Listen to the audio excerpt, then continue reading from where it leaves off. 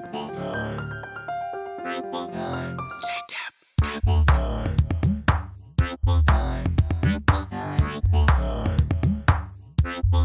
so what's your name? Where you from? Dallas Diamond. From Gruesome Music.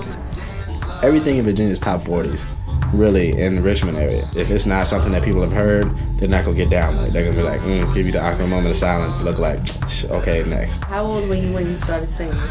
As long as I can remember, for real. But as far as like being serious about singing, probably high school, because you know everybody goes through that, oh, I want to play in the NBA type thing. But once that was like, it's not gonna happen. It was just like, all right, well, let's do this music. There's nobody really that I said that I aspired to be like, other than Michael Jackson. Everybody had been Michael Jackson. Like, I tried to go to school a couple of times with the loafers on, the white socks, the gym socks, and a jacket with a glove on, but mom won't have it. My biggest influence is probably my grandma, because she sings as well, and I kind of grew up watching her, like, admiring the things that she does. But as far as like music-wise, my dad always gave me like Donny Hathaway CDs and like Luther Vandross and like even for real Craig David. I had some Craig David stuff when I was younger. But all mature artists, like I was listening to grown man R&B music at a young age, real old school music, or like Sam Cooke type. That's how I learned to sing, because I never took vocal lessons or anything. So a lot of different stuff, from pop to old school R&B to modern R&B to country. Whole lot of stuff. I can hear a little countryness in your voice. Yeah, a little bit. Coming into the industry, I would say that my genre is more pop, more so pop. But once I settle in, it's gonna be more R&B type. Because everyone has to do that. This is what the label want to hear. This is what people want to hear. This is what's gonna get you out there. Things that I do naturally are mostly like ballad type stuff. What I really wanted to do was get in the industry first as a songwriter. Because my thing was, say for instance, I get into the industry and doing an artist and things don't work out. Nobody wants a song from the artist that didn't make it. Right. They'd be like, right. But if you get in as a songwriter first and then you do the artist, then you'll always be a songwriter.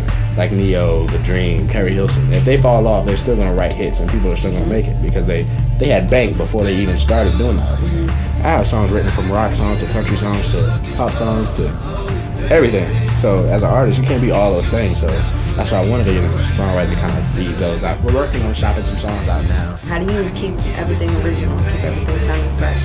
My sound pretty much is what it is from a compilation of a whole lot of people, because that's how I kind of became who I was, by taking a little bit of some gospel, taking a little bit of some R&B, taking a little bit of some country and putting it in and it kind of making my voice, you know what I'm saying? I just like doing good music. Ryan Leslie is in with that tip because, everybody's talking about some crazy stuff now, and Ryan Leslie's really getting back to let's talk about love.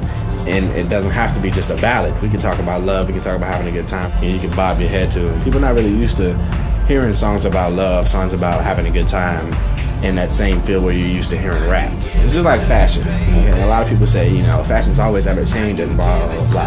And the biggest thing is not to be on the cutting edge of fashion, it's to have your own style, because your style will transcend to anything. Music for me is the same thing. So I got some stuff for the I got some baby making type stuff. It's cooking. It's cooking. We got some label looks. We got, a lot of people just trying to, come, my way. We just got to figure out what's the best course of action for me, to figure out where I'm gonna fit at, what's gonna be best for me. So. All right. So if you could sum up your music in one word, what would it be?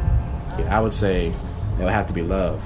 Love has so many aspects to it, whether you want to talk about sex, you want to talk about fighting, you want to talk about depression, you want to talk about being hurt.